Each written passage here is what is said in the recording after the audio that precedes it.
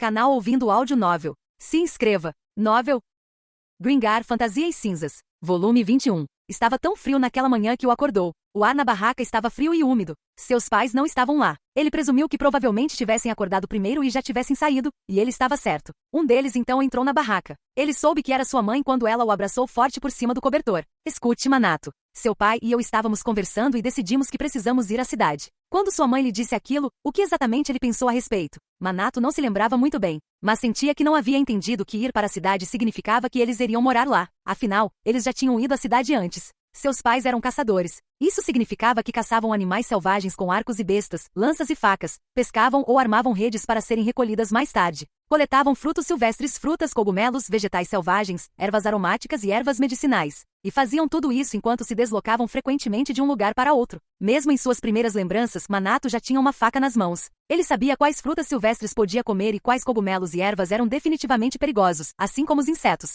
cobras e outras criaturas das quais precisava se proteger, o mínimo necessário para sobreviver. Seus pais deviam ter lhe ensinado tudo isso. Qualquer dúvida que tivesse, ele perguntava a eles. Sua mãe explicava tudo detalhadamente, mas seu pai às vezes o incentivava a descobrir sozinho, arrancar um pedaço e lamber. Se não fizesse mal, colocar na boca. Se nada desse errado depois de um tempo, então era mais ou menos seguro. Esse era o método que Manato aprenderá desde pequeno. Existiam caçadores fora da família de Manato também. Quando iam atrás de presas maiores ou caçavam uma manada inteira de animais, às vezes trabalhavam em conjunto com outros caçadores, mas nunca viajavam com outros por muito tempo. Havia alguns caçadores com quem haviam trabalhado algumas vezes, mas Manato só tinha uma vaga lembrança de seus rostos. Ele não se lembrava de nenhum nome. Manato se lembrava de várias aldeias onde os caçadores se reuniam. Esses pequenos assentamentos geralmente tinham talvez uma dúzia de casas e alguns pequenos campos, e eram habitados por um bando de idosos que podiam morrer a qualquer momento. Às vezes tinham fontes termais. Mas essas aldeias aparentemente haviam sido tomadas e ocupadas pelas cidades. As cidades eram maiores que as aldeias. Muito maiores. Tinham mais casas do que ele conseguia contar em uma multidão de pessoas.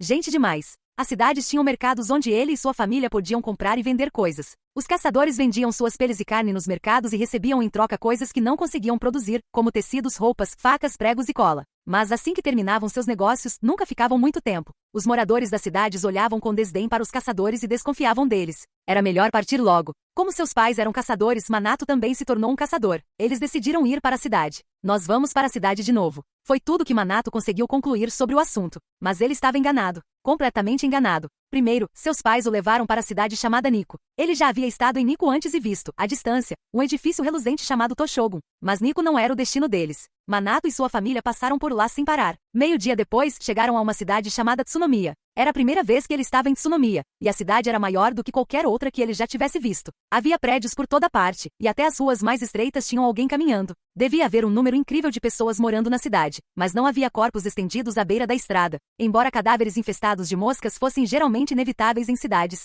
havia muitos corvos, mas nenhum dos cães e porcos vadios que comeriam qualquer coisa. Havia vários prédios monstruosos expelindo fumaça negra para o ar, que envolvia toda a cidade em uma névoa tênue. O som de pessoas conversando, pessoas gritando, pessoas berrando e sabe-se lá mais o que era constante. Em Tsunomiya, havia um lugar chamado Parque Ashimaya, cercado por arame farpado e com uma fila incrivelmente longa em frente a um portão robusto. Manato tinha muito tempo livre enquanto seus pais esperavam na fila. Apesar de sentir fome, ele nunca se entediava. Havia dezenas de crianças como Manato por perto, cujos pais também aguardavam na fila. Manato conversava com elas, e elas falavam sobre si mesmas ou contavam histórias sobre Tsunomiya. Ele também andava por ali, recolhendo coisas. O chefe de Tsunomiya era chamado de prefeito, e aparentemente ele era um yakuza. Manato sabia o que era um yakuza. Eles raspavam a cabeça ou tingiam o cabelo e sempre tinham tatuagens. Usavam roupas chamativas e carregavam armas à mostra, como se quisessem exibi-las. Andavam em grupos, às vezes poucos, às vezes mais, o que facilitava identificá-los. Era preciso ficar atento a eles nas cidades. Era uma má influência. Se um yakuza pusesse os olhos em você, não havia a menor ideia do que ele faria. E o chefe da cidade era um yakuza? O que isso significava? Manato pensava que os yakuza eram caras maus e assustadores, então foi uma surpresa para ele, mas na verdade não era tão incomum. Aliás, era bem comum. Era o que todo mundo lhe dizia. Seus pais passaram quase 2 dias inteiros na fila e finalmente conseguiram conhecer o prefeito yakuza. Ou melhor, conseguiram conhecer outro yakuza que atuava como seu representante. Eles pediram permissão para morar em Tsunomiya e assim que receberam a aprovação, passaram pelo processo de registro de cidadãos e ganharam um emprego em um microapartamento do prefeito yakuza. O microapartamento era um quarto em um conjunto habitacional público. Era muito mais espaçoso do que uma barraca, mas o teto era baixo. Manato conseguia ficar em pé, mas sua mãe e seu pai tinham que se curvar. Quando ele perguntava sobre o trabalho deles, a mãe e o pai não lhe davam detalhes, mas ao nascer do sol, eles saíam do apartamento e voltavam ao pôr do sol. Aparentemente iam para aquele prédio monstruoso que cuspia fumaça preta que era uma fábrica. Havia um yakuza que atuava como capataz na fábrica, e eles tinham que fazer tudo o que ele mandava. Isso se chamava trabalho braçal. Trabalhar braçalmente era o trabalho deles. Tinham uma pausa no meio do expediente e recebiam comida. O pai dele disse que era quase intragável. Quando terminaram o trabalho, receberam bilhetes de papel. Mas os bilhetes não eram pedaços de papel quaisquer, eram dinheiro. O dinheiro podia ser trocado por mercadorias em Tsunomiya e arredores. Seus pais o usavam para comprar comida, que traziam de volta para o microapartamento. E Tsunomiya não tinha apenas carne, frutas e verduras. Havia sopas saborosas, macarrão, mingau, bolinhos de massa, alimentos secos, frituras, espetinhos e uma infinidade de outras coisas à venda. Manato sempre ansiava por comer com seus pais à luz de uma lamparina a óleo antes de dormir. Mas seus pais não comiam muito. Davam apenas algumas mordidas e deixavam o resto para Manato. Enquanto seus pais trabalhavam na fábrica, Manato vagava por Tsunomiya tomando cuidado para não provocar os yakuza, e comia tudo que parecia comestível. Mesmo assim, ele estava sempre com fome, então seus pais provavelmente estavam tentando sustentá-lo da melhor maneira possível. Mas isso não era tudo. Havia um motivo real para eles não conseguirem comer muito. Na época em que eram caçadores, os dois mancavam de vez em quando, e a força de preensão da mão esquerda do pai era muito fraca. Os dois cotovelos da mãe, o pulso direito e o joelho esquerdo já estavam comprometidos. De vez em quando, um dos pais perdia um dente, e todos riam disso, mas era fácil perceber que a falta de dentes dificultava a alimentação. Os dois tinham emagrecido bastante desde que se mudaram para o microapartamento. Não que já não fossem magros antes também. Quando os caçadores não usavam armadilhas, tinham que perseguir suas presas. Isso era muito difícil para eles. Manato passava muito tempo perseguindo animais desesperadamente, tentando guiá-los até onde seus pais estavam esperando. Às vezes, a presa revidava de repente, o que resultava em alguns momentos de tensão. Manato ficava encantado sempre que seu pai o salvava e, na verdade, achava tudo muito divertido, mas isso assustava muito seus pais todas as vezes. Seus pais decidiram se mudar para Tsunomiya porque não conseguiam mais continuar como caçadores. Os dois morrerão em breve. Não demorará muito. Embora Manato pensasse isso frequentemente, nunca dizia em voz alta, porque sua mãe e seu pai nunca conversavam sobre como iriam morrer. Provavelmente consideravam isso inevitável.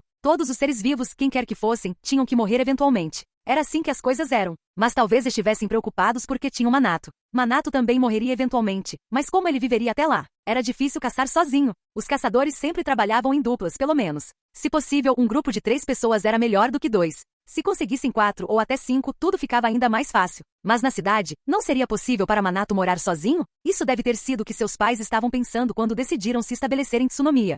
Um dia sua mãe trouxe para casa um jornal e leu o que estava escrito para ele. Seu pai ficou orgulhoso por sua mãe saber ler. Ele conhecia os números e alguns outros caracteres, mas não conseguia ler blocos de texto. Com um sorriso banguela no rosto enrugado, o pai se gabava da inteligência da mãe. Um dia, sua mãe apareceu com um maço de papéis chamado livro. Era um milagre que o papel não tivesse se espalhado por todo lado. Cada folha estava repleta de texto. Sua mãe disse que era um livro que ela havia lido há muito tempo e que queria lê-lo novamente há anos. Então seu pai juntou dinheiro e o comprou para ela. Ela chorava de alegria, mas também ria porque não conseguia ler por causa das lágrimas que molhavam as páginas. Então disse que não sabia o que fazer. Ela sabia ler o livro e queria, mas não conseguia. Manato e seu pai caíram na gargalhada. Um dia, a mãe de Manato o ensinou a ler. Depois disso, enquanto seus pais trabalhavam na fábrica, ele passava a maior parte do tempo no pequeno apartamento deles, olhando o jornal e o livro da mãe. Ele estava morrendo de fome, mas isso deixava sua mãe feliz, pois ele passava o tempo aprendendo a ler. E quando sua mãe estava feliz, seu pai também estava. Ambos morreriam em breve, então ele queria fazê-los o mais felizes possível até lá. Um dia, seu pai não conseguia sair da cama.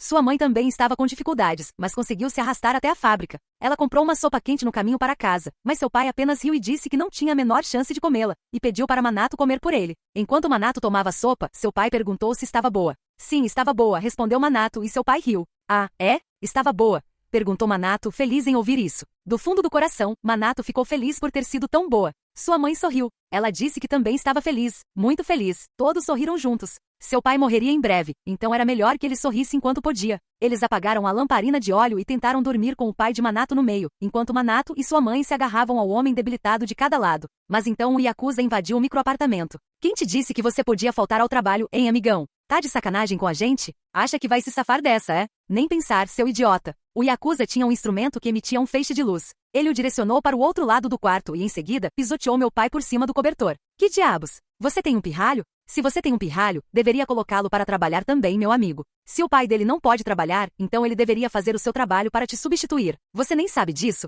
Você é estúpido? Seu idiota. Manato estava pronto para dar um soco no yakuza, mas sua mãe o segurou e o impediu. Seu pai não resistiu, não gritou, nem sequer gemeu ou se mexeu. Escuta aqui, camarada. É melhor você aparecer amanhã. Sabe o que vai acontecer se você não aparecer, né? Hein? O Yakuza não estava pisoteando o pai de Manato repetidamente. Ele apenas havia colocado o pé sobre o velho através do cobertor e o imobilizado. E você, registre seu pirralho como cidadão. Ele me parece saudável o suficiente. Coloque-o para trabalhar, ouviu? Trabalhar. Sério mesmo. Todos esses imigrantes ilegais são um problema sério. Não arrume confusão para nós. Entendeu, idiota? Assim que o Yakuza foi embora e tudo ficou em silêncio, o pai de Manato caiu na gargalhada. Aquele Yakuza tinha batido a cabeça no teto várias vezes, disse ele. Bateu mesmo, concordou a mãe de Manato rindo também. O Yakuza devia saber que os tetos dos microapartamentos eram baixos, mas mesmo assim acabou fazendo isso repetidamente. Claramente aquele Yakuza era o verdadeiro idiota. Manato começou a rir também. Manato e sua mãe se agarraram ao pai novamente, que estava no meio da multidão, e o pai disse que ele estava bem. Ele estava melhor depois de um dia de descanso e poderia ir trabalhar amanhã. Estava tudo bem. Mas no dia seguinte, o pai dele ainda estava preso à cama, e a mãe só conseguia se arrastar. Ela tentou ir trabalhar, mas dessa vez Manato a impediu. Bem, ela não conseguiria trabalhar de qualquer jeito, disse a mãe rindo. Manato pensou que talvez devesse ir até o portão de ferro do Parque Ashimaya e se registrar como cidadão. Tentou conversar com os pais sobre isso, mas o pai apenas resmungou e a mãe balançou a cabeça, dizendo que ele não precisava. Quando a noite caiu, os Yakuza voltaram. Ele não chutou a mãe nem o pai de Manato, apenas tirou Manato do apartamento. O corredor do conjunto habitacional, com sua fileira de portas de apartamentos, era tão estreito que duas pessoas mal conseguiam passar uma pela outra, mas o teto era alto o suficiente para que o Yakuza não batesse a cabeça. Escuta aqui, pirralho. O Yakuza passou o braço pelos ombros de Manato e baixou a voz. O mau hálito do homem fez o nariz de Manato se contrair. Não vou te enganar. Registre-se e arrume um emprego. Você ainda tem anos de trabalho pela frente. Seus pais já eram. Quando eles baterem as botas, este apartamento será reatribuído a outro cidadão. Então pense por que seus pais te trouxeram para a Tsunomiya. Entendeu? Seu hálito está horrível, disse Manato, não aguentando mais. O Yakuza lhe deu um soco. Cuidado, seu pirralho. Eu sou responsável por esta área, então voltarei para verificar as coisas. Preciso relatar tudo à prefeitura quando seus pais morrerem. Outro departamento cuidará da limpeza. Registre-se e trabalhe duro para o prefeito. Viva na linha. Tenho certeza de que é isso que seus pais também querem para você. Será o melhor para você. Senão, eles não teriam vindo para a Tsunomiya, teriam? Hein? Quando Manato acordou na manhã seguinte, seu pai estava frio. Sua mãe já havia percebido, mas permaneceu em silêncio. Manato estava dormindo profundamente e ela não queria acordá-lo, explicou, rindo um pouco. Naquela noite, o Yakuza bateu a porta deles. Ele não entrou. Quando Manato abriu, o homem perguntou se o pai dele já havia morrido. Ainda não, ele respondeu, e o Yakuza apenas disse tudo bem e foi embora. No dia seguinte, sua mãe respirava, mas seus olhos permaneciam fechados e ela não respondia quando Manato falava com ela. O microapartamento estava infestado de moscas. Não importava quantas ele matasse, sempre apareciam mais. Naquela noite, os Yakuza bateram a porta novamente. Manato abriu-a apenas um pouco e disse ainda não antes de fechá-la. Os Yakuza permaneceram no corredor por um tempo, mas tudo o que fizeram foi chutar a porta algumas vezes antes de irem embora. Naquela noite, Manato não conseguiu dormir. Ainda estava escuro quando sua mãe parou de respirar. Depois que ela morreu, ele percebeu que ela estava segurando a mão de seu pai. Manato ficou sentado ali pensando. Nem sequer tentou espantar as moscas. Deveria se registrar na prefeitura, como a Yakuza havia lhe dito. Logo descobririam que seus pais estavam mortos. Manato não podia ficar ali. Podia se tornar cidadão e trabalhar na fábrica todos os dias para o prefeito. Teria um descanso. Dariam comida a ele. E ele também receberia dinheiro. Poderia usar esse dinheiro para comprar mais comida. Também poderia usá-lo para comprar jornais e livros para ler de vez em quando. Manato arrastou o cadáver do pai para fora do microapartamento. Depois, ele fez o mesmo com o cadáver da mãe. Deu muito trabalho, mas eles tinham ficado bem menores antes de morrerem, então Manato conseguiu dar conta de tudo sozinho. Em seguida, ele deitou os corpos em frente ao conjunto habitacional e os obrigou a dar as mãos. Ele hesitou um pouco a princípio, mas colocou o jornal e o livro no peito da mãe. Está bem. Mãe e pai, já estou indo. Ele sorriu para eles ao deixar o conjunto habitacional para trás, seguindo para o norte. Carregava a mochila que usará em seus tempos de caçador. Nela havia sua faca, um martelo, pederneira, alguns pregos, uma lata de cola e o mínimo de ferramentas necessárias para que pudesse sobreviver. E se não sobrevivesse, significaria apenas que morreria. Ele pretendia sair de Tsunomiya antes do amanhecer, mas as estradas estavam bloqueadas por cercas e guardadas por Yakuza. Ele tinha quase certeza de que havia Yakuza quando chegará a Tsunomiya pela primeira vez, mas não havia cercas naquela época. Aparentemente elas podiam ser abertas e fechadas, e eram trancadas à noite para que ninguém conseguisse escapar. Será que os Yakuza que vigiavam a cerca o deixariam sair se ele pedisse? Provavelmente não. Se ele lhes pagasse, talvez. Mas Manato não tinha dinheiro. Enquanto estava sentado à beira da estrada, sentindo-se completamente sem opções, um Yakuza se aproximou dele. O que você está fazendo aqui, pirralho? Hein? Quer sair de Tsunomiya? Fez alguma coisa? Ei, vem cá um segundo, seu merdinha. Manato quase foi pego, mas conseguiu fugir. Os Yakuza o perseguiram, e em pouco tempo, mais e mais deles começaram a se juntar à perseguição. Ele até avistou o Yakuza com o hálito horrível que tinha ido ao apartamento. Em certo momento, Manato ficou cercado e um grupo de Yakuza começou a espancá-lo, mas ele encontrou uma brecha e conseguiu escapar. Parecia que havia Yakuza por toda parte nas ruas, então Manato fugiu para uma vala de drenagem. Havia um buraco sob uma ponte que cruzava a vala, um buraco tão estreito que até Manato precisava se abaixar para entrar. Mas o buraco se estendia por uma boa distância. Estava completamente escuro, o cheiro era pior do que o hálito dos Yakuza e havia todo tipo de coisa se movendo lá dentro. Eu tuito. Ele ouviu um grito vindo de algum lugar à sua frente na escuridão. Era uma voz aguda. Manato não entendeu. Assim que ele parou, a voz aguda gritou: ele não é um de nós. Ei, peguem ele. Algo avançou em direção a Manato, e ele imediatamente se viu preso na água suja. A água chegava apenas até os joelhos, mas como ele estava submerso, logo entrou em sua boca e nariz. Manato se debatia, sem conseguir respirar. Não demorou muito para que ele perdesse a consciência. Quando Manato recobrou os sentidos, seu corpo, cabelo e roupas ainda estavam encharcados, mas ele não estava mais na água. Estava deitado em um chão duro, com as mãos e os pés amarrados. Não estava completamente escuro. Havia luz. Uma fogueira. Ele costumava sentar-se ao redor de uma fogueira com seus pais quando eles eram caçadores, mas aquilo não parecia ser ao ar livre. Havia um grupo de pessoas em volta de Manato, olhando para ele de cima. Para ser sincero, você normalmente estaria morto agora. Só te poupamos porque você é criança. Quem são vocês? Yakuza? Não, claro que não. E você também não é nenhum Yakuza, né? Os Yakuza me perseguiram e me espancaram. O que você fez? Nada demais. Só tentei sair de Tsunomiya. Por que você quer sair de Tsunomiya? Não consigo ficar no meu antigo apartamento agora que meus pais morreram, e não quero me registrar como cidadão e trabalhar. Nós também não. Todos os nossos pais trabalharam em fábricas e morreram. Então somos iguais. Havia 7 pessoas presentes. 8 se incluíssemos Manato. Algumas eram maiores, outras menores, homens ou mulheres, mas todas estavam em situação semelhante. Todas haviam perdido os pais. Quando uma delas disse idiota, a resposta foi canário. Quem não dissesse isso não era um deles. Aparentemente um canário era um pássaro. Nenhum deles sabia que tipo de pássaro era. Simplesmente chegaram a essa conclusão. Os canários viviam em lugares como canos de esgoto, bueiros, frestas estreitas demais para passar facilmente entre prédios e construções em ruínas, consideradas inseguras demais para entrar pela Yakuza. Se permanecessem em um lugar por muito tempo, a Yakuza os encontraria, o que poderia significar a morte. Por isso mudavam-se constantemente. Eles compravam a maior parte da comida no mercado. Não tinham dinheiro, então roubavam das barracas sempre que podiam. Mas se fossem pegos, a Yakuza seria chamada, então tinham que ser muito cautelosos. Comida que alguém não terminava de comer, que não era vendida ou que estava apodrecendo era um alvo mais fácil. Tudo era jogado fora em baldes específicos atrás do mercado. Lixo ou não, porém, parecia que ainda havia alguma utilidade para aquilo, porque a Yakuza da prefeitura vinha recolher a cada 2 dias. Os canários pegavam o que conseguiam antes disso. Mas havia muita competição pelo lixo. Muita gente vivia como os canários em Tsunomiya e nem todos eram crianças. Havia também alguns grupos de adultos. Todos queriam o lixo comestível, e não havia o suficiente para todos. Isso às vezes resultava em brigas, mas se fizessem muito barulho, a Yakuza apareceria correndo. Então eles tinham que manter a situação sob controle. Mas por mais que tentassem, se o outro lado ficasse sério, eles tinham que responder na mesma moeda. Um canário se feriu gravemente dessa forma e morreu. Depois disso, restaram 7 canários, incluindo Manato. Certa vez, mais de 100 Yakuza foram mobilizados para realizar uma operação de limpeza e um grande número de catadores de lixo foram mortos. Um dos canários foi capturado pelos Yakuza e espancado até ficar em estado deplorável. Em seguida, seu cadáver foi exposto no centro do mercado. Os 6 canários restantes decidiram que era a hora de deixar Tsunomiya. Entrar não era tão difícil, mas ao tentar sair, encontravam cercas e guardas da Yakuza no caminho, o que tornava a fuga bastante complicada. Os canários não eram os únicos que queriam sair de Tsunomiya, e havia rumores de que poderiam trabalhar juntos com outro grupo. Mas alguém nesse outro grupo acabou sendo um traidor que os denunciou à Yakuza. No fim, todos do grupo foram massacrados, incluindo o traidor. Os 6 canários finalmente conseguiram fugir em plena luz do dia, quando um grande grupo chegava à cidade. Os Yakuza os perseguiram por um tempo, mas os canários conseguiram despistá-los. Manato imaginou que com 6 pessoas, certamente conseguiriam se virar. Mesmo quando eram apenas ele e seus 2 pais enfermos, eles haviam conseguido sobreviver como caçadores. Havia 6 canários e todos eram jovens. Ninguém nas Canárias sabia exatamente a idade deles, mas provavelmente tinham por volta de 10 anos. Junça sabia muito e sabia ler e escrever.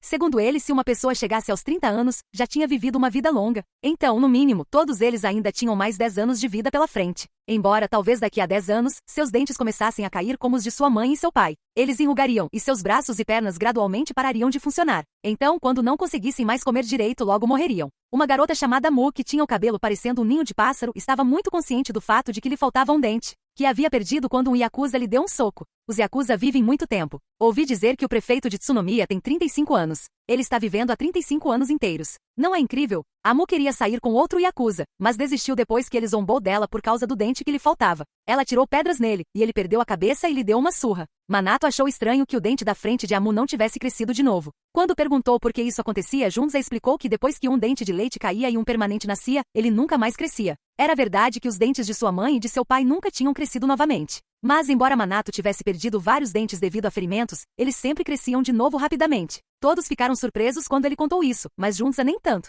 Já ouvi falar desse tipo de coisa antes. Às vezes existem caras assim. Você deve ser um deles, Manato. Um de quê? São só caras que são assim. Depois que saíram de Tsunomiya, Neika, que só conseguia enxergar com o olho, sempre dizia: o Japão é um país grande, então se vamos para algum lugar, que seja um lugar bem longe. No início, Manato não sabia o que era o Japão. Segundo Neika, Japão era o nome do mundo em que estavam. Este mundo era o Japão, e o Japão era um lugar enorme. Junza disse que certa vez viu um mapa antigo de todo o Japão. A terra se estendia de norte a sul, e havia várias ilhas que se estendiam mar adentro e que também faziam parte do Japão. Manato não tinha tanta certeza sobre ir para um lugar tão distante, mas parecia sensato se afastar o máximo possível de Tsunomiya. Ele estava farto de viver na cidade, e se quisessem sobreviver nas montanhas, precisariam viver como caçadores. Manato ensinou aos canários o estilo de vida de caçador. Junza aprendeu tudo muito rápido e por isso cresceu depressa. Ele também era um cara grande. Como o mais velho do grupo, provavelmente era alguns anos mais velho que Manato. Tenho certeza de que serei o primeiro a morrer, Junza costumava dizer com um sorriso irônico. Que nenhum de vocês morra antes de mim. Os 6 viviam em constante movimento, brincando de caçadores.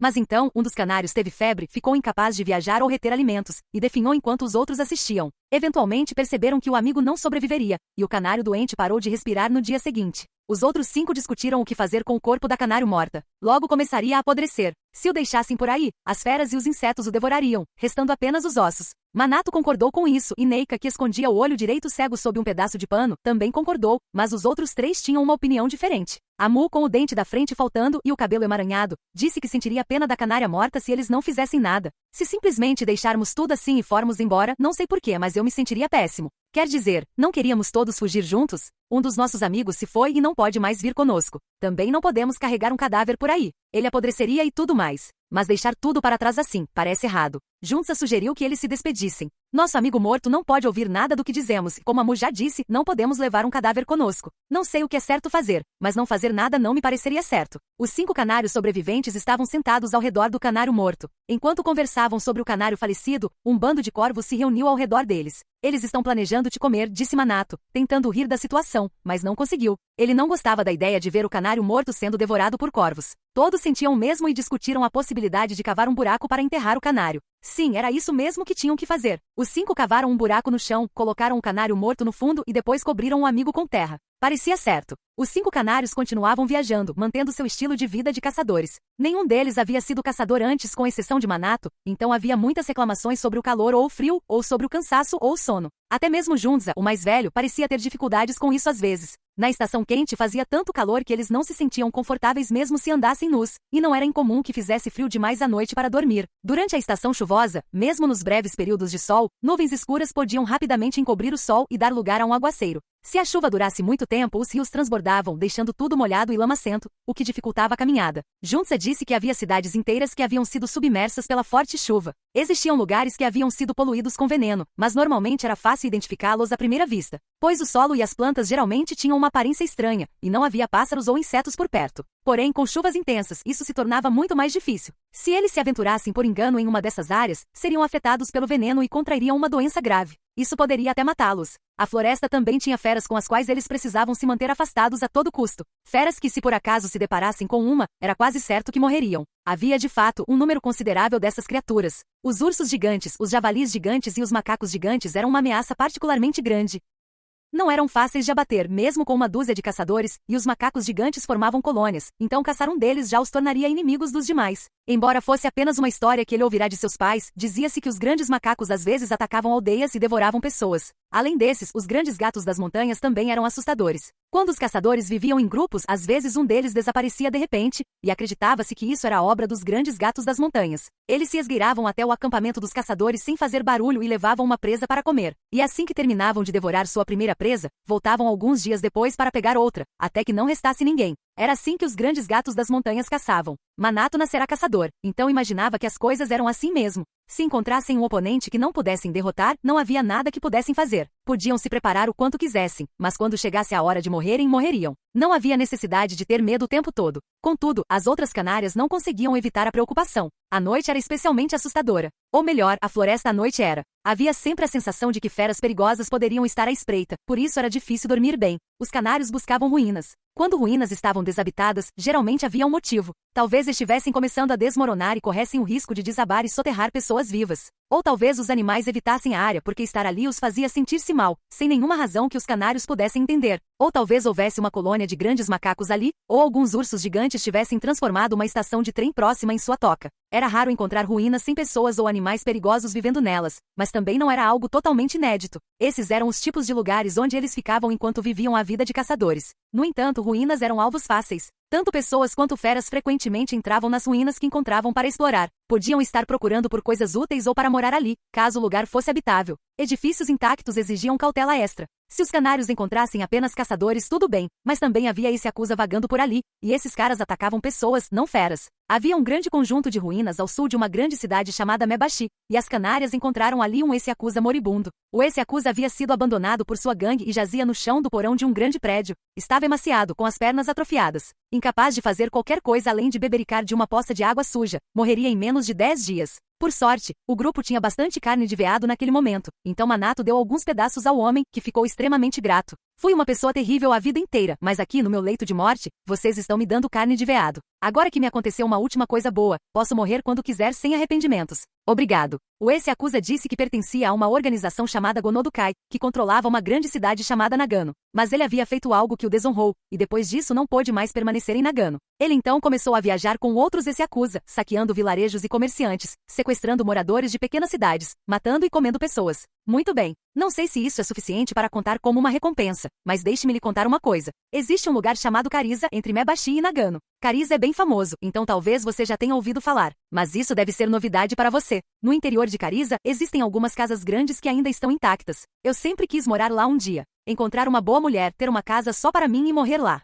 As canárias começaram a se preparar para viajar até Kariza. Logo encontraram um motorista de um caminhão-plataforma atolado na lama e depois de ajudá-lo, ele disse que poderiam chegar ao destino seguindo a estrada a oeste de Mebashi. Ele transportava cargas regularmente entre Mebashi e Nagano e as alertou para tomarem cuidado com os bandidos na estrada, embora isso fosse óbvio. Os bandidos eram esse acusa ou yakuza de fato que roubavam quem passasse. Podiam ser subornados com dinheiro de assentamentos próximos ou objetos de valor, mas as canárias não tinham dinheiro. Tudo o que possuíam era por necessidade, então não podiam sair distribuindo sem pensar. Os bandidos tinham muitas armas e costumavam aparecer em grandes grupos. Isso significava que as canárias também não conseguiriam vencê-los em combate e teriam que evitá-los. As canárias saíram da estrada sempre que possível, viajando pelas montanhas. Era a época de chuvas, então uma delas pegou febre no caminho. Ela tossia muito e tremia constantemente. A canária febril disse para continuarem sem ela, mas Manato e Juntza não aceitaram. Elas se revezaram para carregá-la. Ela era mais leve que as meninas, Amu e Neika. Quando elas disseram que não havia problema porque ela era muito leve, ela riu e disse que de jeito nenhum. O pequeno canário sorria muito,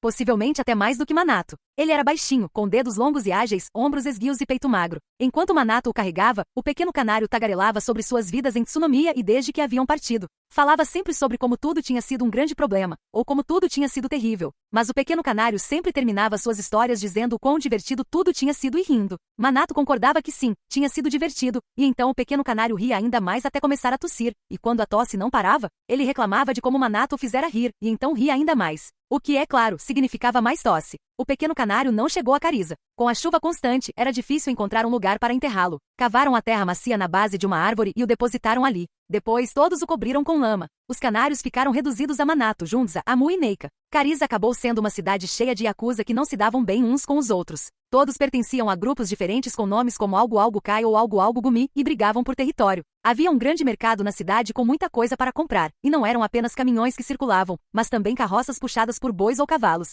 Os canários ficaram desconfiados. Talvez aquele esse acusa moribundo tivesse mentido para eles? Kariza não era uma cidade muito grande, mas o mercado era relativamente grande. Muita gente morava lá, mas a maioria era da yakuza. O esse acusa havia dito que no interior de Kariza ainda existiam algumas casas grandes intactas. Mas onde ficava esse interior de Kariza? Ao sul de Kariza havia uma enorme mansão conhecida como Palácio, que era a residência de um chefe da yakuza chamado Shigataki. Ao norte havia um acampamento armado pertencente a um grupo da yakuza chamado Bungigumi, tornando a área perigosa demais para se aproximar. Nada disso desanimou os canários. De vez em quando, eles iam até Kariza para buscar suprimentos, vivendo como caçadores enquanto procuravam pelas supostas casas nos bosques. Eles se envolveram em algumas brigas com a Yakuza, mas sempre conseguiram sobreviver fugindo para as montanhas. Os habitantes da região de Cariza viviam aterrorizados por um urso gigante chamado Três Olhos, por isso poucos caçadores habitavam a área. Fazendo jus ao nome, Três Olhos tinha 3 olhos, e quando se erguia sobre as patas traseiras, supostamente era 3 vezes mais alto que um humano adulto. Era peludo, com manchas pretas e brancas, e certa vez chegou a invadir o centro da cidade para atacar pessoas. Dizem que 30 pessoas foram devoradas naquela ocasião. Se realmente existisse uma fera daquelas por perto, deveriam ter sido deixadas pegadas, marcas de garras, excrementos e outros vestígios, mas não havia nada. Isso tranquilizou Manato, mas os outros canários ainda estavam bastante assustados. Os habitantes de Cariza, porém, estavam ainda mais aterrorizados com 3 olhos. Havia uma placa comemorativa para as 30 pessoas mortas por 3 olhos em Cariza e até mesmo uma estátua do urso. Certa vez, um homem ficou bêbado e urinou na estátua. Os Yakuza o espancaram até a morte quando o pegaram. Manato não sabia se isso era verdade ou não, mas o palácio de Shigataki e o acampamento armado do Bungigomi tinham pequenos santuários para 3 olhos chamados Kamidana, e havia Yakuza de semblante impassível que rezavam neles todos os dias, na esperança de que o urso nunca retornasse a Cariza. Por fim, encontraram o que procuravam muito ao norte do acampamento armado do Bungigomi. Havia os restos de 2 casas um pouco acima da estrada, e mais 2 que haviam desabado. Um pouco mais adiante, havia apenas mais uma casa de 2 andares de aparência robusta que ainda estava intacta. A floresta ao redor era sombria e a visibilidade péssima. Precisaram chegar bem perto para perceber que o prédio estava ali. As portas e janelas estavam trancadas e como não conseguiram arrombá-las, os canários quebraram uma janela para entrar. Havia poeira e teias de aranha, mas muitos objetos haviam sido deixados no mesmo lugar, intocados desde a última vez que alguém morara na casa. O ex-Yakuza aparentemente sabia da existência do lugar, mas ele permanecia intacto. Certamente ninguém mais havia descoberto naquela época. Agora pertencia aos canários. Vamos ficar aqui e viver juntos de agora em diante. Nenhum deles se deu ao trabalho de dizer isso. Nem Junza, nem Amu, nem Neika, nem Manato. Era óbvio que iriam ficar. Talvez 3 olhos vivesse nessas montanhas, mas quem se importava? Esta era uma casa com pilares e vigas que não estavam apodrecendo, um teto, paredes e até uma lareira. Eles tinham garantido um lugar só deles. Os canários morreriam um dia, como os outros canários, seus pais, os ex-Yakuza, as pessoas que viviam nas cidades, os Yakuza e as feras. Mas eles poderiam viver nesta casa até lá. E quando morressem, pediriam aos outros que os enterrassem por perto. Havia 2 quartos no andar de cima da casa deles. Junza disse que dormiria no quarto com a lareira no andar de baixo. Manato ficou com o quarto do primeiro andar, enquanto Amu e Neika dormiram no andar de cima. Ao deitar-se pela primeira vez em uma cama de verdade, Manato pensou em seus pais. Se eles tivessem encontrado aquela casa quando ainda eram caçadores, como as coisas teriam sido diferentes para eles? Com certeza, ambos teriam ficado encantados. Teriam rido e depois rido e sorrido ainda mais ao acordarem no dia seguinte. Despertar. Sentindo como se uma voz o estivesse chamando, ele abriu os olhos. Escuridão. Ainda era noite? Não estava completamente escuro. O chão brilhava fracamente. Não era chão nu, era um piso de verdade. Seria pedra? Ou algo parecido com concreto? Algo no chão estava brilhando. O que era? Ele teria ido dormir aqui? Algo estava errado. Onde era este lugar? Você está acordado? Ao ouvir aquela voz, ele percebeu que alguém estava parado perto dele, olhando para ele. Quem? Junza? Amu? Neika? Não. Ele se sentou e apertou os olhos. Apesar do chão brilhar, ainda estava bastante escuro. Não era ao ar livre, mas ainda assim era um espaço relativamente grande, e havia mais alguém ali. Era tudo o que ele sabia. Infelizmente, eu não sou Junza, nem Amu, nem Neika. Deve ser uma pessoa. Quer dizer, ele está falando e tudo mais. Imaginei que não. Esses são seus amigos? O que? Junza, Amu, Neika. São seus amigos? Amigos. Não sei não. Mais para camaradas. Oh sim? Você sabe onde Junza e os outros estão? Eles provavelmente estão por aqui em algum lugar. Não, desculpe, não faço ideia. Ah, certo então. Ele ainda estava meio zonzo, mas talvez ter mencionado os nomes de Junza, Amu e Neika não tivesse sido uma boa ideia. Ele não conhecia aquele cara. Era melhor desconfiar de estranhos. Afinal, o sujeito podia ser um Yakuza de Cariza. Eles tinham conhecidos em Cariza que sabiam seus nomes. Alguns membros da Yakuza também sabiam quem eles eram, e ele preferia não ser encontrado. Junza e os outros estavam bem? O que ia acontecer com ele? Estava num lugar desconhecido, e havia um cara bem ali. Por que ele estava ali? Não fazia ideia. O que poderia ter acontecido? Ele deveria estar com Junza, Amu e Neika como sempre. Ele provavelmente estivera naquela casa. A casa deles. Finalmente a encontraram nos arredores de Cariza, onde ninguém mais ia. Os pilares e vigas eram sólidos, a casa tinha 2 andares, com o telhado e as paredes intactos, e as janelas não estavam quebradas. Ele deveria estar naquela casa agora. Junza estivera lá, e Amu também. Neika também. Eles conversaram sobre algo enquanto comiam, ou essa era a impressão que ele tinha. Sua memória era vaga, mas ele saiu de casa depois? Aquela não era a casa, o que significava que ele devia ter saído. Sozinho? Você consegue ficar de pé? Perguntou o estranho. Quem era aquele cara? Claro. Bem, na verdade não sei. Mas acho que deveria conseguir. Acho que sim? Não faz sentido ficarmos aqui. Vamos embora. Ir embora? Perguntou ele, em tom de dúvida, e até confirmou 2 vezes. Posso ir embora? O estranho o deixaria ir? Ele não estava sendo mantido ali? Era isso que o homem queria dizer? Se você quiser ficar aqui por mim, tudo bem.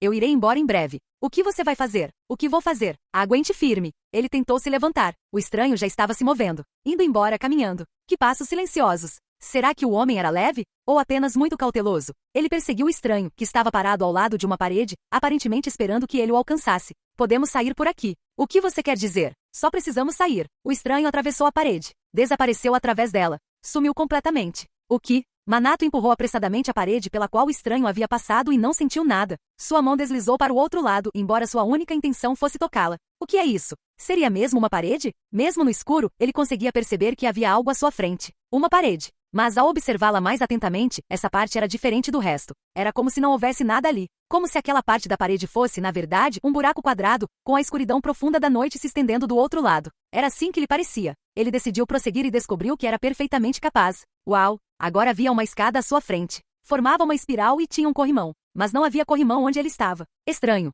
Não estava escuro na escada em espiral, mas também não estava claro. O estranho estava a poucos passos dele. Mais uma vez, ele percebeu: eu não conheço esse cara. O homem usava um capuz preto. Ele nem conseguia ver a aparência do sujeito. Ele está escondendo o rosto. Então você decidiu ir embora. O cara estava usando máscara. Vamos descer, sugeriu o homem mascarado. Escuta. O que? Onde é isso? Há muito tempo que lhe chamavam de estaca. A estaca? Você quer dizer tipo um poste? Estamos dentro da arca. A arca. Então, é um navio? Vamos descer, repetiu o homem mascarado enquanto retomava a descida pela escada em espiral. Por ora, não havia outra escolha senão segui-lo. Ei, espere aí. Sim? Desculpe tantas perguntas, mas quem é você? Eu? Bem, o homem mascarado demorou a responder. Os dois desceram a escada em espiral em silêncio por um tempo. Impaciente, ele resolveu dar seu próprio nome, Manato. O homem mascarado parou. Manato? Foi uma reação estranha. Sim, disse Manato, acenando com a cabeça. O homem mascarado se virou para olhá-lo. Esse é o seu nome, não é? Manato? Foi exatamente isso que eu disse, sim. Alguns dos meus camaradas me chamam de Matt e outros de Manato. Mas Manato é o meu nome, já que era assim que minha mãe e meu pai me chamavam. Seu pai? Você tem pais? Eles estão mortos. Mortos há muito tempo. Nenhum dos meus camaradas tinha pais. Quantos anos você tem? Quantos anos? Ah, em anos. 12 talvez? Ou 14. Podem ser 13. Você é jovem. Mais jovem do que eu pensava. Estou inventando coisas. Já faz uns 3, 4 anos que meus pais morreram. Acho que já passou esse tempo todo. Não consegui acompanhar direito. Manato. Sim, eu conheci um desses. Ponderou o homem, soltando um suspiro por trás da máscara. Faz muito tempo, mas por acaso eu tinha um amigo, um camarada com o mesmo nome que você. É mesmo? Que coincidência. Eu diria que foi uma feliz coincidência. Serendipidade? Quando algo acontece por acaso, mas de uma forma feliz. Serendipidade, hein? Nunca ouvi essa antes. Ah, é mesmo. E você? Você quer dizer, qual é o meu nome? O homem mascarado agarrou-se ao corrimão. Ele usava luvas. A máscara provavelmente tinha orifícios para os olhos e a boca, mas era difícil dizer à primeira vista. Será que ele a usava para se proteger? Nenhuma parte da pele do homem mascarado estava exposta. Aru, disse o homem mascarado soltando o corrimão. Houve pessoas que me chamavam assim antes. Aru, repetiu Manato. Aru. Não significa primavera? É o nome de uma estação. Quando o frio do inverno dá trégua e a chuva começa a cair. Ou será o outro Aru que significa persistir em algo? Então você não se importa se eu te chamar de Aru? Eu não. Vou te chamar de Manato. Você tem algum problema com isso? Problema? Esse cara tinha um jeito engraçado de falar. Manato deu uma risadinha. Nenhum problema. Quer dizer, eu sou Manato. Muito bem, então. Vamos descer, Manato. Tenho certeza de que você quer saber onde está. O homem mascarado, que aparentemente se chamava Aru, começou a descer as escadas novamente. Onde era aquele lugar? Antes, Aru tinha dito que estavam dentro de uma arca. O que exatamente ele quis dizer com isso? Manato seguiu Aru. Ele tinha perguntas que queria fazer, muitas delas, mas não sabia como formulá-las. Por fim, o fim da escada em espiral surgiu à vista. E era realmente o fim. Não havia nada além dela. Aru entrou silenciosamente no vazio, que era idêntico ao do lugar onde Manato havia despertado. Parecia que ele poderia usar este para entrar no espaço além também. Ou será que ele sairia por ele? Manato passou por ali. Ele estava lá fora. Dessa vez, verdadeiramente lá fora. Era o ar livre. O sol já tinha se posto? Ou estava prestes a nascer? Mais da metade do céu estava coberta por nuvens. Ele não conseguia ver o sol em lugar nenhum. Havia um pouco de luz no horizonte à sua direita, mas ele não conseguia dizer se o sol estava se pondo atrás dela ou se estava prestes a surgir. Estamos no topo de uma colina. Manato se virou. Havia um prédio. Era uma estrutura alta, mais uma torre do que um arranha-céu. O topo estava quebrado e coberto de era. Onde é esse lugar? Havia ruínas a uma curta distância da colina. Manato estava acostumado a ver ruínas. Mas essas ruínas pareciam mais antigas do que quaisquer outras que ele já tivesse visto. As ruínas que ele costumava ver eram, outrora, arranha-céus ou estações de trem. Mesmo que as estruturas ainda tivessem telhados, nunca se sabia quando poderiam desabar, então pessoas comuns não se arriscavam a morar nesses lugares. Ah, e também havia cidades subterrâneas. Era um pouco perigoso, mas algumas pessoas estavam dispostas a arriscar dormir nelas. Manato e seus companheiros já haviam se instalado temporariamente em prédios altos com escadas quebradas e metros úmidos e mal cheirosos. Havia todos os tipos de criaturas perigosas na floresta, e casas em bom estado eram alvos fáceis. Um mundo completamente diferente do lugar de onde você veio, disse Haru, descendo um pouco a colina antes de parar em frente a uma grande pedra branca. Havia muitas outras como ela na colina. Chama-se Gringar. Outro mundo. Sombrio, Gar. Manato tentou repetir a palavra para si mesmo. Ele não tinha ideia do que significava. Gringar. Outro mundo. O quê? Como? Eu não me lembro de ter vindo aqui. O que você quer dizer com outro mundo? Este mundo, não é o Japão? O Japão é um país. Eu morava lá. Não me lembro de nada, porém. Mas já ouvi falar do Japão, então não é como se eu não soubesse nada. Então você também é do Japão, Haru? Aparentemente. Vim para Gringar do Japão. De novo com isso. Ah, como? Nem eu sei. Não diria que vieram muitas pessoas para Gringar como você, mas foram algumas. Todas disseram que não sabiam. Mesmo que tivessem lembranças de antes de virem, nunca souberam o que tinham feito, ou o que tinham feito de errado para acabar aqui. Isso valia para todas elas. Espere aí. Manato se agachou e coçou a cabeça. Então, existem outros. Como você. Outras pessoas do Japão? Talvez fosse melhor dizer que havia. Então, não mais. Já faz muito tempo. Há muito tempo. Desde quanto tempo? Quando alguém cruza a fronteira do Japão para Gringar, é transportado para aquela sala na arca. Existe um sistema lá dentro que faz isso acontecer. Ou uma máquina, talvez seja melhor dizer. Na época em que meu grupo chegou, um certo número de pessoas chegava junto a cada poucos anos, em média. Às vezes, mais de 10 de uma vez. Mas isso se tornou cada vez menos frequente com o tempo e o número diminuiu. Se você está dizendo que já faz um tempo, então ninguém veio recentemente? Isso mesmo. Por quanto tempo, aproximadamente? Mais de 40 anos. Haru suspirou depois de dizer isso. Acho que já se passaram quase 5 décadas, né? 50 anos? Isso é, muito tempo, não é? As pessoas geralmente não vivem tanto. Quando mamãe e papai morreram, eles nem tinham 30 anos. Você não acha que já viveu tempo demais, Haru? Parece que seus pais morreram jovens, mas quanto a mim... você tem razão, Manato. Definitivamente vivi tempo demais. 50 anos. Então, naquela época, a última vez que um japonês veio a Gringar, você ainda era criança? Agora... Então, quanto tempo você viveu, Haru? Quer dizer, no Japão, se você chega aos 30 anos, já é uma vida bem longa, sabe? Todos nós vamos morrer de qualquer jeito, então ninguém se preocupa muito em ficar contando a própria idade. Eu também parei de contar, Manato. Mas por um motivo diferente do seu povo. Parece que a situação mudou muito. Só nas últimas 4 décadas, alguma coisa deve ter acontecido com o Japão. Será que foram só 4 décadas mesmo? Parece que foi mais tempo. Haru abaixou o rosto mascarado. Parecia estar murmurando para si mesmo. Qual seria o rosto por trás daquela máscara? Antes de morrerem, os pais de Manato estavam magros, desdentados e enrugados. Ele ouvirá dizer que o prefeito de Tsunomiya tinha mais de 35 anos. Nunca ouvira. O horizonte distante estava mais claro agora. Ainda não era depois do pôr do sol. O sol estava prestes a nascer. Manato avistou uma lua branca e redonda. A lua que ele se lembrava do Japão era mais fragmentada. Mas quando foi a última vez que ele a contemplou? Como estavam Junza, Amu e Neika? Estavam na casa em Kariza? Estavam em segurança? Como isso aconteceu? Manato se levantou e respirou fundo. Começou a se alongar e flexionar o corpo para os dois lados. Seu cabelo estava ficando muito comprido. Pensando bem, fazia um tempo que não o cortava. Sorriu ao se lembrar de Neika dizendo, não está na hora de você cortar o cabelo? Estava caindo nos seus olhos, então talvez devesse mesmo. O que você está fazendo? Perguntou Haru. Como assim, como assim? Manato abriu bem as pernas. Depois, inclinou-se completamente para trás e para frente várias vezes. Estou movimentando meu corpo. Enquanto você conseguir se movimentar bem, não morrerá tão cedo.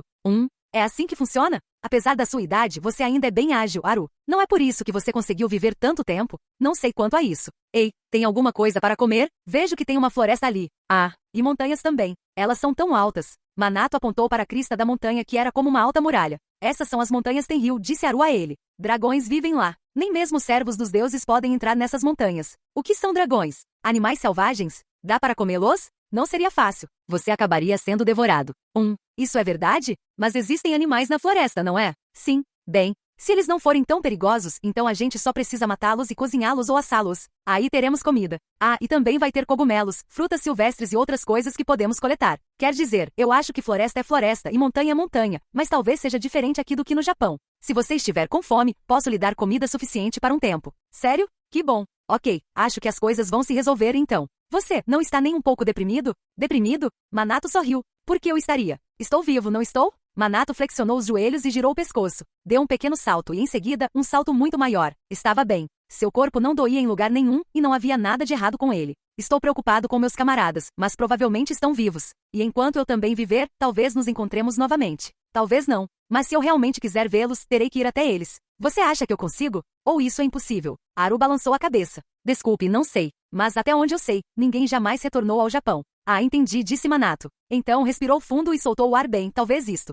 Gringar, não é? Me surpreenda. Talvez eu me sinta mais à vontade aqui. Embora, se meus camaradas estivessem comigo, seria ainda melhor. Mas eu nem sei como cheguei aqui, então não há nada que eu possa fazer a respeito. Você está absolutamente certo. Um riso fraco escapou de debaixo da máscara de Haru. Posso te perguntar uma coisa, Minato? Claro. Em que ano estávamos no Japão? Em que ano depois de Cristo, quero dizer? Se você não sabe o que isso significa, então não precisa responder. Anúncio. Minato pressionou os dedos contra as têmporas. Em que ano depois de Cristo estávamos? Na época em que morava com os pais no microapartamento em Tsunomiya, ele tinha a sensação de já ter ouvido alguém dizer algo parecido, ou talvez até visto. 2100, depois de Cristo? Está meio nebuloso na minha memória, mas lembro da minha mãe dizendo algo assim. Talvez tenha saído nos jornais. Mas isso foi há muito tempo. 1100. Haru levou a mão até onde a máscara cobria sua boca. Muito bem, então. É bem provável que o tempo flua na mesma velocidade em Gringar e no Japão. Embora, pelo que parece, o Japão tenha mudado bastante nas últimas 4 décadas. Como e quando ele chegou a Gringar? Minato não fazia ideia, mas estava com bastante fome. Isso significava que fazia algum tempo desde a última vez que comera. Era a única certeza que tinha naquele momento. Uau, impressionante! Os dois estavam de volta dentro da torre. Haru guiou pela escada em espiral até uma sala ampla e aberta, onde as paredes e o teto eram cinza e o chão tinha um tom desbotado de azul escuro. Você acha mesmo? Perguntou Haru. Ele então caminhou até a parede e abriu a porta de um grande objeto retangular que aparentemente era um armário, com prateleiras cheias de potes dentro. Haru removeu 2 deles e fechou a porta. Sente-se onde quiser. O centro da sala estava vazio, mas havia uma mesa e 4 cadeiras perto do armário. Minato correu e sentou-se em uma das cadeiras. Haru colocou os 2 potes sobre a mesa e abriu as tampas. Um dos potes continha o que Minato supo serem frutas ou raízes. Algumas eram avermelhadas, enquanto outras eram brancas ou verdes, e estavam em conserva em algum tipo de líquido. Minato cheirou e percebeu um odor azedo. O outro pote continha o que provavelmente era carne de algum animal. Estava cheio de pedaços de carne escura e que não pareciam muito macios. Não preciso comer com muita frequência, mas ficar sem comer acaba sendo entediante, então tenho feito conservas para ir comendo de vez em quando. Haru abriu outro recipiente e tirou alguns utensílios de cozinha. Um prato, um garfo e também uma faca. Coma o quanto quiser. Você não se importa? São melão e vegetais de raiz em conserva, e carne de um animal parecido com uma vaca chamado ganaro, que eu salguei, sequei e depois defumei. Também tenho feijão torrado e alguns tipos diferentes de frutas secas. O feijão seco precisa ficar de molho na água por um tempo antes de poder ser consumido, mas se você quiser experimentar, não terei problema em prepará-lo. Nossa, vocês têm uma seleção incrível aqui. Tive muito tempo livre. Recolhi tudo que parecia comestível e fiz o que pude para conservar, mas mesmo assim acabo tendo que jogar coisas fora porque tem mais do que eu consigo comer. Que desperdício. Você tem que comer tudo. Um risinho abafado escapou de trás da máscara de Haru. Você tem razão. Minato usou o garfo para transferir alguns dos picles picados finamente para o seu prato. Ele já os havia provado antes, do outro lado. Os primeiros que experimentou foram os brancos. Talvez tivessem ficado em conserva por tempo demais, porque o sabor havia passado de azedo para um pouco picante, mas ainda assim estavam muito saborosos. Isso é muito bom, disse Minato. Que bom que você gostou, respondeu Haru. Posso comer a carne? Claro, eu adoro carne. Minato retirou um pedaço de carne defumada do recipiente e cortou uma fatia fina com sua faca. Enquanto mastigava, percebeu que estava bastante salgado, mas o sabor da carne acabou se destacando, e ele também conseguiu sentir o gosto da gordura. Graças a isso, o sal foi diminuindo gradualmente. Que delícia! O que é isso? Fica melhor a cada mordida. Dá até pena de engolir. Ao terminar, Minato havia comido sozinho 3 pedaços de carne e cerca de metade de um pote de legumes em conserva. Em certo momento, Haru trouxe uma xícara estranhamente leve e um recipiente de boca estreita com água, permitindo que Minato se reidratasse também. Ei, rapaz! Acho que agora que estou de barriga cheia, estou começando a ficar com um pouco de sono. Posso dormir um pouco? Não me importo, mas a única cama aqui é aquela que eu uso às vezes. Uma cama. Não passo. Como assim? Você vai passar. O chão está bom. Vou me deitar agora, ok? Ah, claro. Só me deixe dormir um pouco. Minato deitou-se e fechou os olhos. Ele percebeu que Haru estava confuso. Ele não parecia ser uma pessoa má, mesmo usando uma máscara. Por que ele estava escondendo o rosto? Provavelmente não era sem motivo. Como ele seria por baixo da máscara? Bem, seja qual for a aparência dele, ele está seguro. Essa é a impressão que eu tenho. Minato adormeceu e de repente abriu os olhos. Ao se sentar, Haru, que estava fazendo algo perto da parede, deu um pequeno pulo antes de se virar para olhar em sua direção. Você já acordou? Que rápido! E revigorado também. Ele se levantou e deu uma nova olhada ao redor do cômodo. Seria aquele algum tipo de estação de trabalho onde Haru estava? Não, uma cozinha. Era uma cozinha. Havia uma dessas na casa de Carisa também. Era um móvel fixo com bancadas e todo tipo de utensílios para preparar comida. Ah, e aqueles eram livros. Havia uma estante com uma fileira do que ele supo serem livros em cima, bem ao lado de uma cama. Aquela era a cama de Haru? Havia uma mesinha ao lado da cama, e um único livro estava virado para baixo sobre ela. O quarto estava bem iluminado, apesar da falta de janelas, graças a várias luzes no teto. Era claro, mas não excessivamente. Isso é muito estranho, disse Manato para si mesmo. Então respirou fundo. Os potes de picles e carne defumada tinham sido guardados, e ele não os viu. Provavelmente por isso não havia nenhum cheiro persistente de vinagre ou carne. No entanto, o quarto não tinha cheiro nenhum. A única coisa que exalava odor provavelmente era o próprio Manato. Além disso, o ar não estava quente nem frio, úmido nem seco. O que há de estranho? Perguntou Haru. Manato refletiu sobre isso por um instante. Tudo, eu acho? Ah, entendi. Haru caminhou até a mesa onde Manato havia comido mais cedo e colocou a mão sobre ela. Deixe-me avisá-lo de antemão. Não presuma que todo Gringar seja assim. O interior da arca é especial. Poderíamos até chamá-lo de um mundo à parte. O mundo lá fora é. Como posso descrevê-lo? Não é um paraíso, disso eu tenho certeza. Então é como o inferno. Inferno? Haru repetiu a palavra, soltando em seguida um breve suspiro. De certa forma, talvez seja bem próximo disso. Um dos meus camaradas disse que quando as pessoas morrem, elas vão para um lugar chamado inferno. É um lugar horrível, e coisas terríveis acontecem lá. Eu ri alto quando ouvi isso. Você riu? Sim. Quer dizer, a vida já é bem difícil, então se formos para um lugar difícil depois da morte, qual é a diferença, na verdade? Onde está a graça nisso? Ah, não sei se é engraçado. Só algo para rir. Se você morre num lugar horrível e vai para um inferno horrível, então morrer não mudou nada. Tipo, qual foi o sentido? Mesmo se você morrer, é tudo a mesma coisa? Qual é a dessa?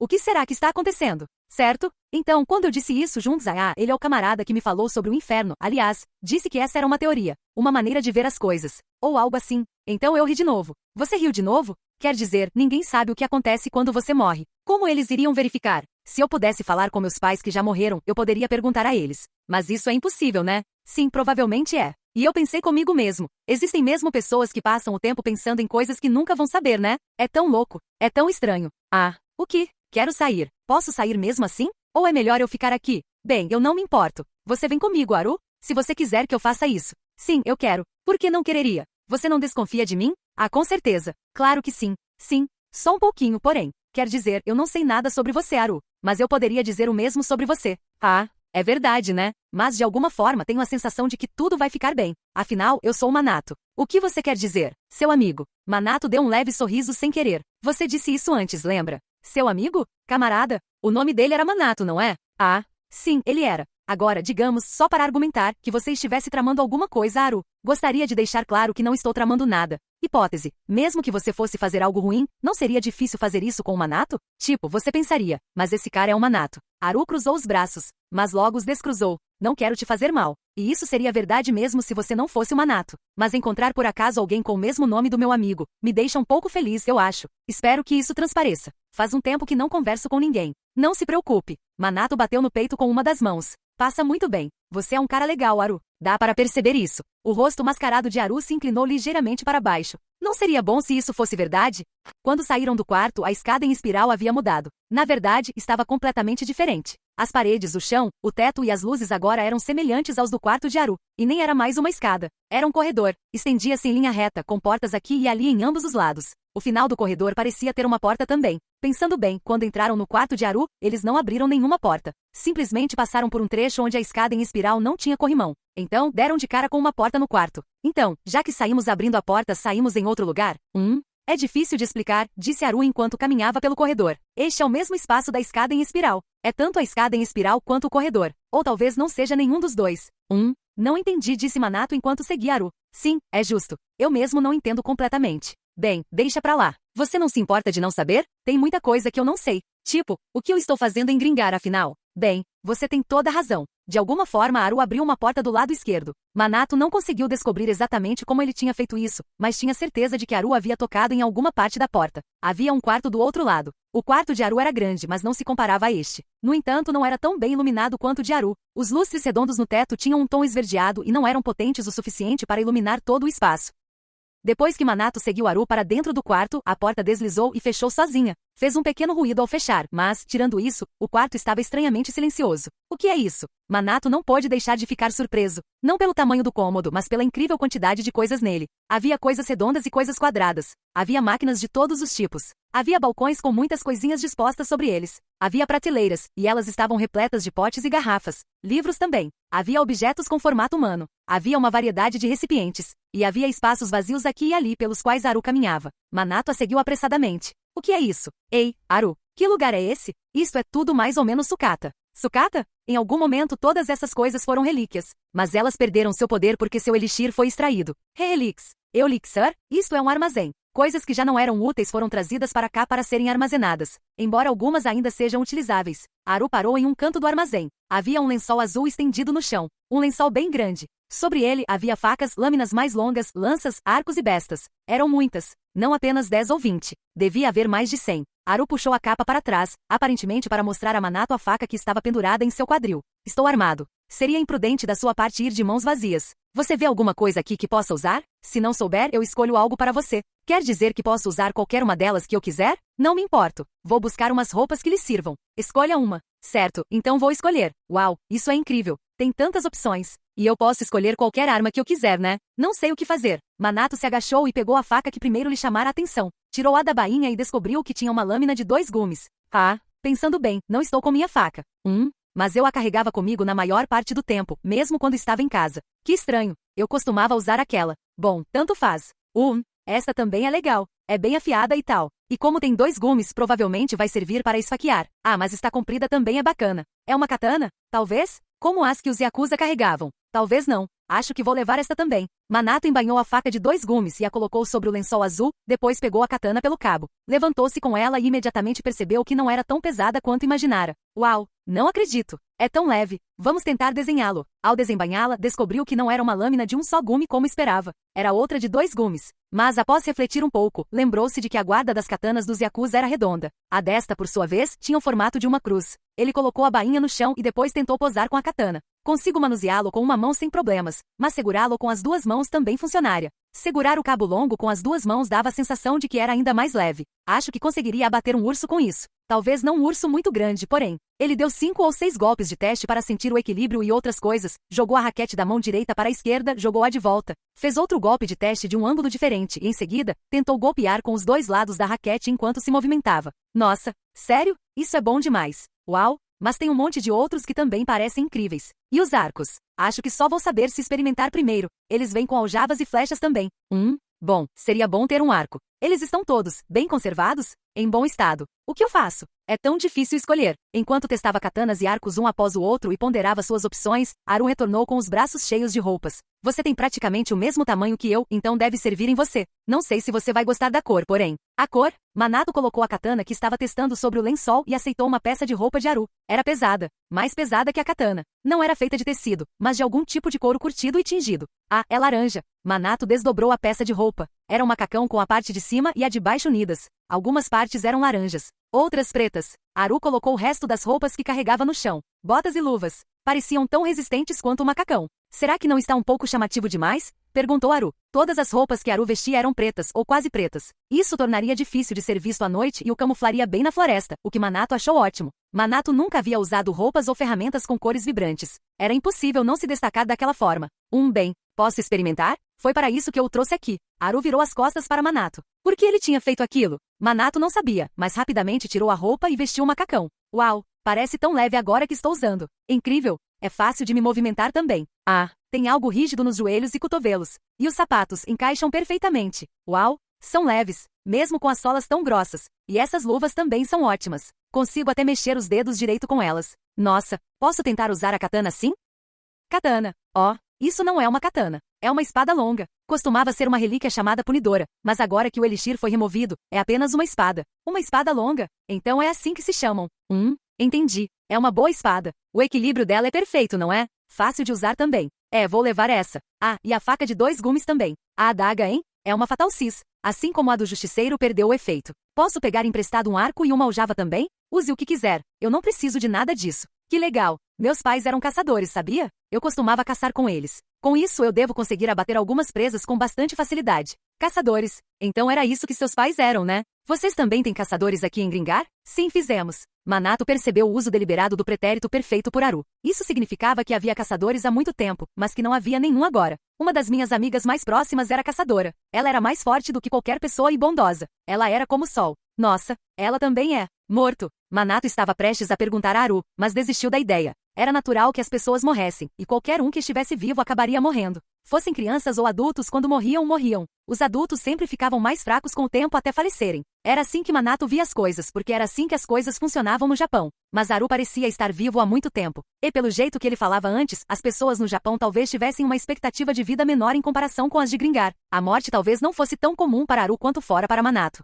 Isso foi há muito tempo. Haru soltou uma risadinha por trás da máscara. Para mim, tudo está em um passado distante. Estou me lembrando dela pela primeira vez em séculos. Por que me esforcei tanto para não pensar nela? É, uma sensação meio nostálgica. Nostálgico, né? Minato girou sua nova espada. Ele não estava apenas torcendo os pulsos, mas também segurando o cabo da espada entre os dedos de ambas as mãos e girando o ar. Conforme se acostumava com ela, a lâmina começou a parecer uma extensão de seu próprio corpo. Era realmente uma espada maravilhosa. Bem, mesmo que ela tenha morrido, isso só significa que ela está morta, certo? Você se importaria de explicar o que quer dizer com isso? Sabe, mesmo quando uma pessoa morre, ela não desaparece completamente. Meus pais morreram, mas não sumiram. Vários dos meus camaradas também morreram, e ainda estão comigo. Ah, é difícil explicar. Sua amiga? A caçadora? Ela morreu há muito tempo, não é? Devo evitar essa palavra? Morreu? Não. Não precisa se preocupar com os meus sentimentos. É que eu nunca confirmei pessoalmente. Não consegui. Ela estava longe. E quando fui procurá-la depois, não a encontrei. Mas dada a situação, tenho dificuldade em imaginar como ela poderia ter sobrevivido. Ah, entendi. Você não quer acreditar que ela morreu? Não. Acho que não. Mas mesmo que contra todas as probabilidades ela conseguisse sair ilesa, já teria morrido de causas naturais. Causas naturais? Então não há chance de ela ainda estar viva. Ela está morta. Assim como todos os outros. Mas Haru apertou a máscara com a mão direita. Por um instante, Minato pensou que ele estivesse tentando tirá-la, mas não estava. Haru simplesmente pressionava a máscara enquanto soltava um suspiro. Ela ainda existe, dentro de mim. É como você estava dizendo, Minato. Eu não a perdi, nem meus camaradas. Meus amigos. Não completamente. Eu estava tentando esquecer isso, mesmo que eu não devesse.